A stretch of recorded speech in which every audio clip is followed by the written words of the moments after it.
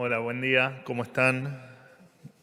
Ayer el INDEC dio a conocer el índice de precios al consumidor del mes de febrero, 13,2% el índice general, marcando por supuesto un descenso en relación a los meses anteriores, 7,4 puntos menos que el mes de enero y 12,3% menos que en relación a diciembre. Por supuesto, número alejadísimo de los estándares que debe tener un país normal. Estamos trabajando en que efectivamente este número sea el de los países normales, pero estamos profundamente satisfechos con el trabajo realizado hasta aquí o en nuestra lucha contra la inflación. Queremos destacar el magnífico trabajo del ministro de Economía Luis Caputo, del presidente del Banco Central Santiago Bausili y de absolutamente todos los que componen el equipo económico.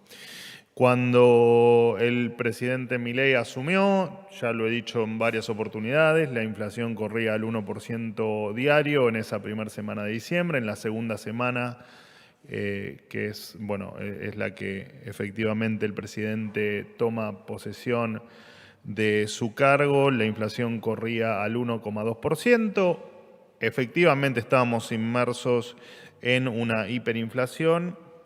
Y esta hiperinflación no es solamente un número, lo que podría haber sido un número de inflación mucho más descontrolado que el que vimos en ese diciembre, sino que la hiperinflación indefectiblemente hubiese significado un aumento muchísimo más dramático de la pobreza y la indigencia. Así que satisfechos con este número, por más que sabemos, por supuesto, que queda mucho trabajo por hacer y mucho camino por recorrer. Ha pasado con, por ejemplo, la hiperinflación del 89 y el 90, donde el plan de convertibilidad llevó, por ejemplo, a la Argentina a inflación cero después de varios meses después de que pasen varios meses, ¿no? Desde que se implementa el plan de convertibilidad. Así que sabemos que es un camino que lleva tiempo, pero estamos haciendo todo para que el final sea exterminar definitivamente la inflación de la República Argentina, en un país que sufrió décadas de políticas que hicieron de un país decadente, con ideas que han sido puntillosamente diseñadas para beneficiar a la política y no a la gente. Lo cierto es que la economía tiene reglas y son reglas que no se venían cumpliendo en la Argentina desde hacía muchísimo tiempo, reglas muy elementales. El déficit fiscal no es bueno, no se entendía que el déficit fiscal no era bueno. La inflación no es un fenómeno autoconstruido, ni es culpa del almacenero de la esquina, ni del zapatero de la otra cuadra. El ser independientes no pasa por la frase vivir con lo nuestro, y militantes controlando precios y secretarios de comercio midiendo las góndolas a ver si cumplen con el ancho y con el alto en sus tamaños. La verdad es que tampoco fue una solución para la inflación. De hecho, el gobierno anterior se retiró con más de 1000% de inflación acumulada, toda responsabilidad de ellos. Incluso el camino que estamos recorriendo es dramático y tedioso por pura y exclusiva responsabilidad también del gobierno anterior. En otro orden de cosas, comunicarles que la Dirección Nacional de Migraciones deportó a 8 chilenos que fueron condenados mediante juicio abreviado por robo agravado en la provincia de Mendoza, en el marco del partido de fútbol que Colo-Colo jugó contra Godoy Cruz. Además, se les prohibió el ingreso a la Argentina en el futuro y fueron llevados hasta la frontera por Gendarmería Nacional. Durante el gobierno del presidente Milei, Argentina no va a ser tierra fértil para la llegada de delincuentes. Hasta aquí lo mío, los escucho. Silvia. ¿Qué tal? Buen día, Manuel. ¿Cómo va?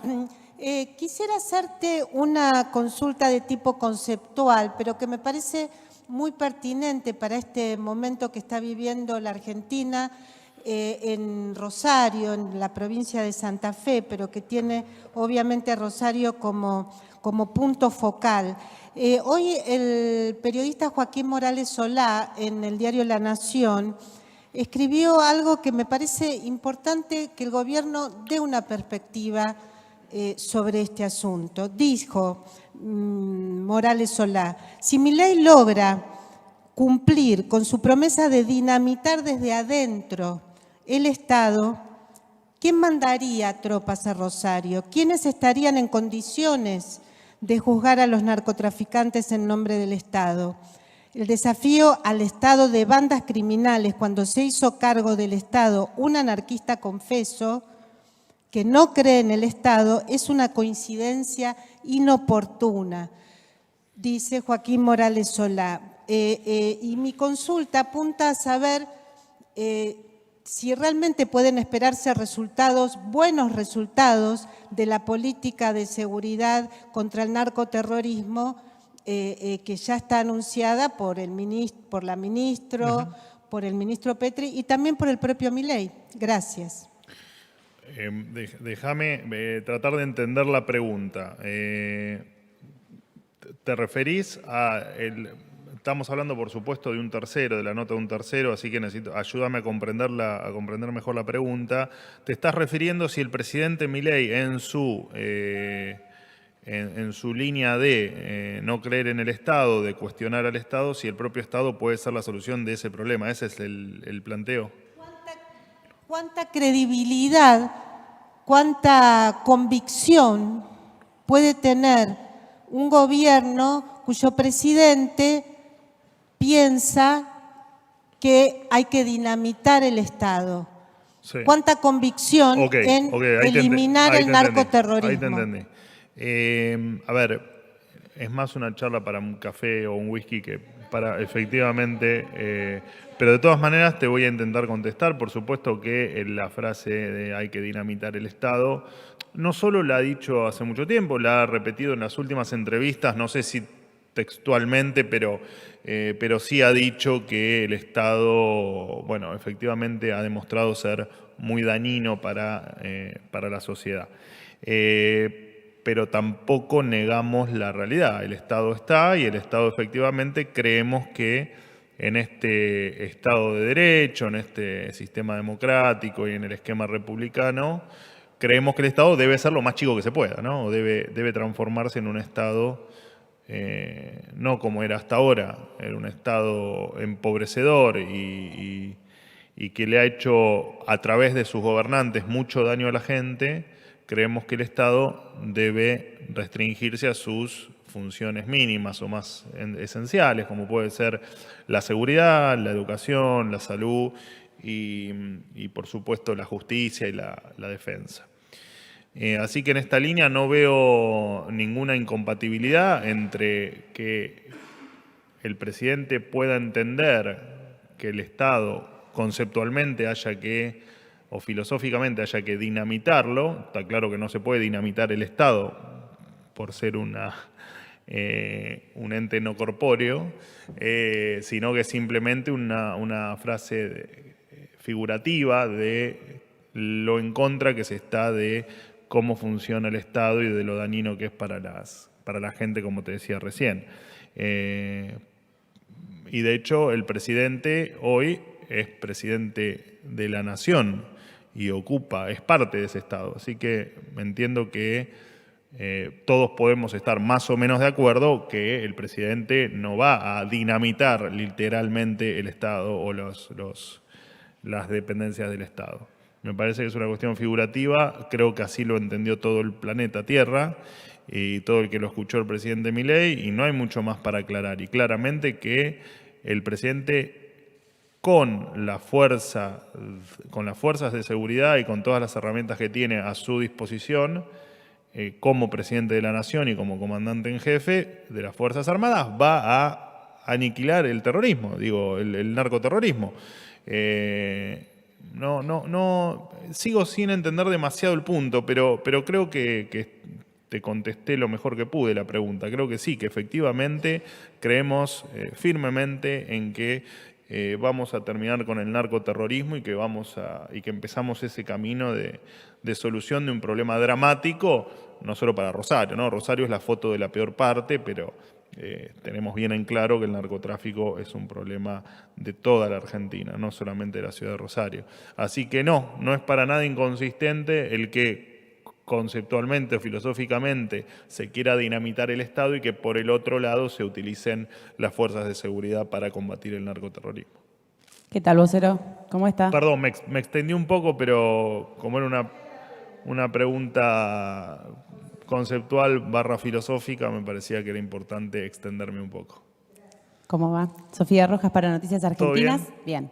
Quería consultarle, ayer según el INDEC, una familia tipo necesitó 690.000 pesos para no ser pobre y una persona adulta 223.593 pesos. Hace unas semanas el gobierno fijó el salario mínimo vital y móvil en 202.800 pesos para el mes de marzo. Sí. Por eso, ante estos datos, quería consultarle si se evalúa corregir esa cifra o si está en estudio alguna medida compensatoria ante estos números. Y muy cortito también, si le puedo pedir una breve reflexión sobre los dichos del triunviro de la CGT, Pablo Moyano, quien dijo recién hace unas horas nomás que el dato del INDEC es un dibujo que hizo el señor Marco Labaña. Gracias. Si nosotros diseñamos medidas en base a lo que dijo el INDEC que ocurrió el mes pasado, nos tenemos que ir todos a nuestras casas y tenemos que renunciar por incompetentes, porque son datos viejos. Nosotros las cosas las hacemos antes de que ocurran y no después. Así que la verdad es que no hay ninguna medida adicional pensada en relación al salario mínimo por el informe que ayer publicó el INDEC a las 16 horas. Con respecto a Moyano, me acordaba. Con respecto a Moyano, bueno, está bien. No tengo que contestarle a Moyano. Moyano se estuvo silenciado contra un 1000% de inflación acumulada de Alberto Fernández y no hizo un solo paro general durante los últimos 4 años de gobierno. Así que lo que pueda decir de un informe técnico, la verdad es que no nos importa demasiado por la falta de coherencia en su línea de acción, ¿no? Y porque en definitiva cuando el INDEC efectivamente tenía muchas cosas para observar, tampoco decía nada. Así que nada, lo tomo como un comentario tal vez de alguien que trasnocha y da algún comentario sin demasiado sustento técnico, pero lo invito a que, por supuesto, se intente juntar con Labaña y con el resto de los técnicos del INDEC para que le expliquen cualquier duda que pueda tener sobre el índice de inflación. Lo invitamos, por supuesto, a que se instruya. Buen día, Manuel. ¿Cómo andás? ¿Qué tal? ¿Cómo estás? Bien. Bueno, Ariel Rodríguez de Cadena 3, lo mencionamos por las dudas. Está muy bien. Hay que hacerse publicidad, ¿no? No, ya está. Está muy bien. Ya está altura. No, aparte no de todos me acuerdo de qué medios son, de hecho de muchos no me acuerdo el nombre tampoco, así que está muy bien que lo repitan. Bueno, vamos a la pregunta. Sí. Ayer el ministro del Interior, Guillermo Francos, sugirió o dejó trascender que el gobierno evalúa, ante la nueva fórmula de movilidad, reconocer o agregar una compensación del 10% por la pérdida de este primer trimestre del año. Digo, ¿no sería mejor, en lugar de intentar boicotear la sesión que va a comenzar ahora por parte del oficialismo, tratar de acompañar el proyecto de la coalición cívica, que en definitiva, a partir de esto que dice Francos, no hay grandes diferencias? Y si me permitís preguntarte, ¿qué alternativas evalúa el gobierno frente al inminente rechazo del DNU? Bueno, lo del rechazo del DNU, yo ya creo que lo he comentado varias veces, estaba dentro de, por supuesto, el que la política no reacciona ante la realidad era una de las posibilidades.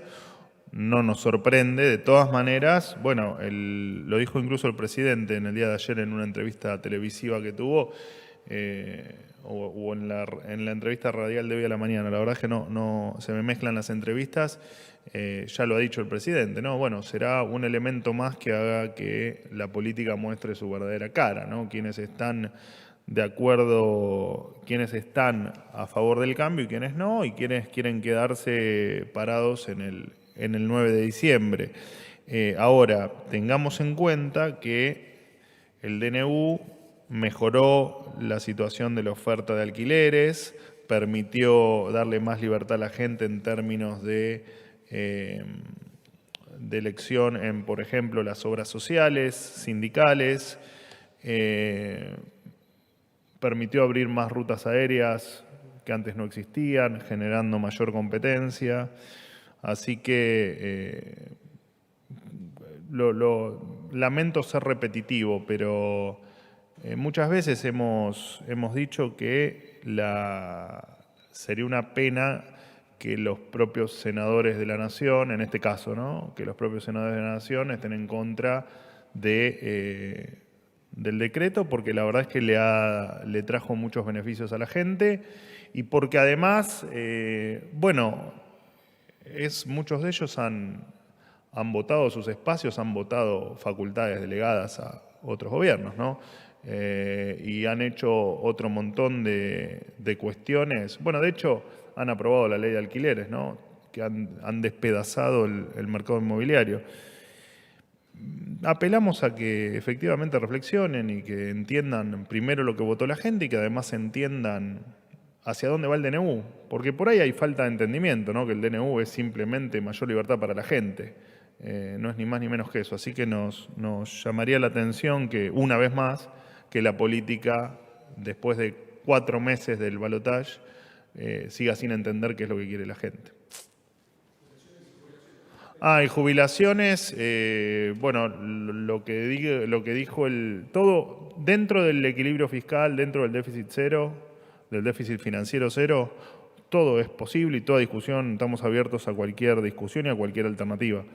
Dentro del déficit cero. No nos vamos a correr del déficit cero bajo ningún aspecto, en ninguna circunstancia y sobre ningún tema.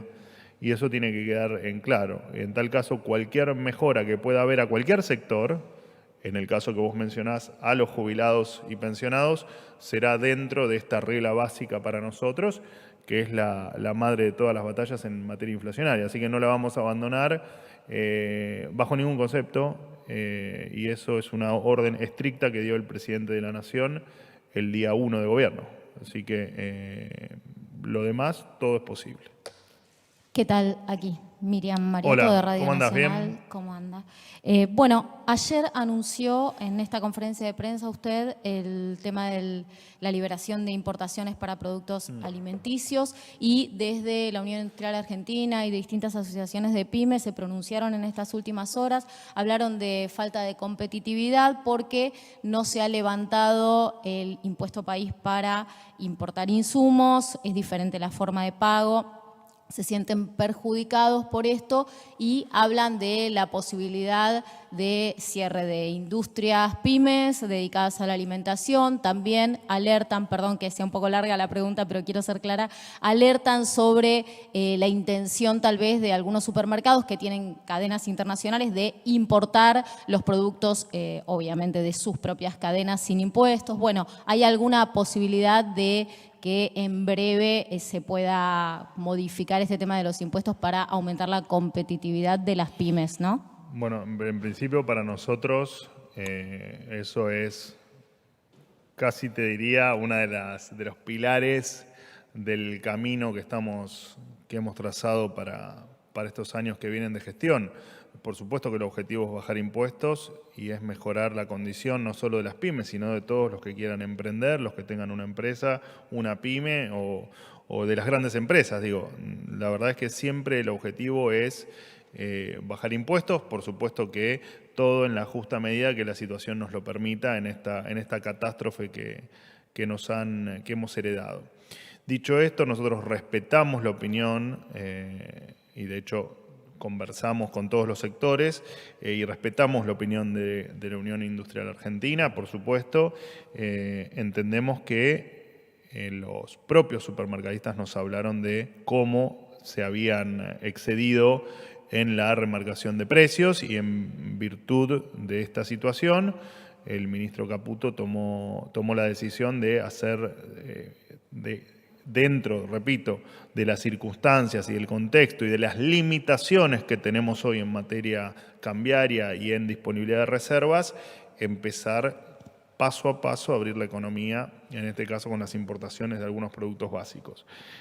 Entendemos que no va a ser un problema de competitividad por las propias palabras que nos han transmitido los propios supermercadistas en virtud de los amplios márgenes que tenían, amplios márgenes devenidos de, por supuesto, precios excesivos, en virtud de buscar con ese precio excesivo cubrirse de algo que no pasó, ¿no? Que era este dólar que muchos pregonaban en los 2.000 pesos, en los 3.000 pesos, en los 10.000 pesos, y en toda esta historia que se hizo a través de un escenario catastrófico que se venía, que no llegó a tal punto, a Dios gracias, más allá del momento complejo que estamos viviendo.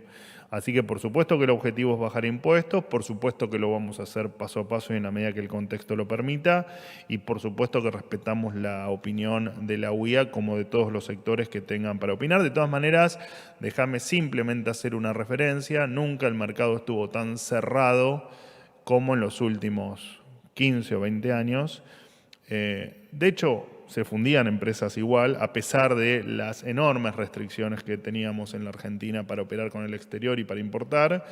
El otro día me pasaban, por ejemplo, el número de tambos que han cerrado en los últimos 20 años y de la industria también, que por supuesto fundamentales para la industria alimenticia, y sin embargo vivíamos en un país hiperregulado, hipercontrolado y con las importaciones completamente reguladas a tal punto que estaban prácticamente cerradas las importaciones, porque les recuerdo a todos que defaultearon una deuda de 50.000 millones de dólares con los importadores cuando se fueron del gobierno o mientras estaban yendo del gobierno.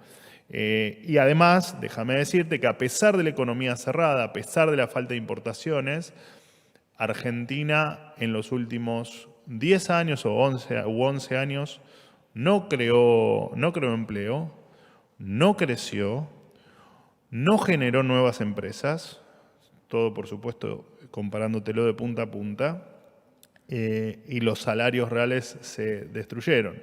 Así que hay que tener cuidado cuando uno habla de cerrar para proteger, porque muchas veces, no te hablo del caso puntual de esta frase de la UIA, pero sí te hablo en términos generales, el cerrar la economía suele beneficiar a unos pocos y suele también, como contrapartida, perjudicar a muchos. Nos hemos pasado muchísimo tiempo pagando productos muchísimo más caros de los que valen en el resto del mundo, y eso es principalmente por tener una economía cerrada y una economía donde se benefician unos pocos del sello de goma que pueda tener algún funcionario para prohibir o permitir algún tipo de importación o de comercio con el exterior.